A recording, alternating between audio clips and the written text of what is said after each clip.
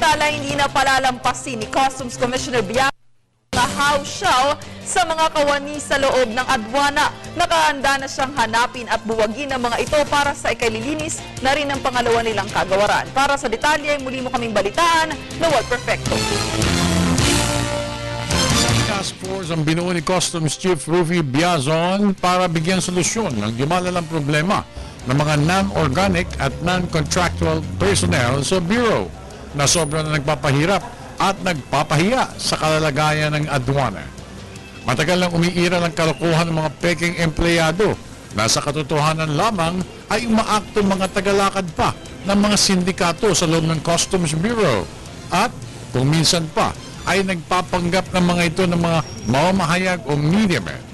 Ngunit ang totoo ay mangungutong o extortionist at maaaring maging buitre sa kalawakan ng operasyon ng adwana. Ayon kay Biazon, panahon na para matigil ang iligal na gawain ng mga ito.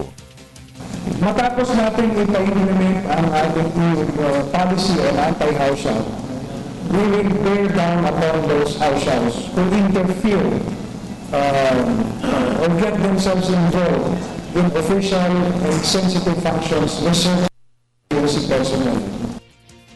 Papangunahan ni na Deputy Commissioner Horacio Swansing ng Enforcement, Deputy Commissioner Danilo Lim ng Intelligence at Deputy Commissioner Tanyada ng Administrasyon ang grupo na magbabantay sa operasyon ng mga house show sa mga puerto at paliparan sa bansa at magtitiyak na matatapos na ang pananamantala ng mga grupong ito. Kung may nakakaalam, panawagan sa publiko at sa lahat. Pag may naalalaman kayo na kanukulang ginagawa sa Bureau of Customs, iparating directly sa amin. Bigyan ko ang full detail ng nalaman ng informasyon, mga tunay na pangalan, mga actual na mga transaksyon o informasyon, at magpakilala kayo ng totoo sa akin so that I will have somebody who is accountable for the information that is given to me.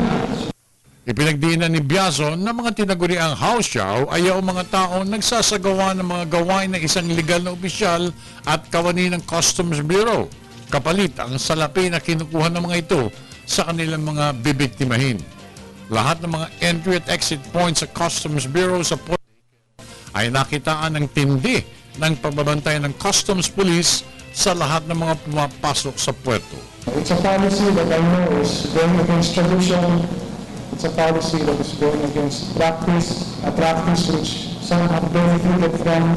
So meron din talagang mga aangal dyan. And now what I was expecting.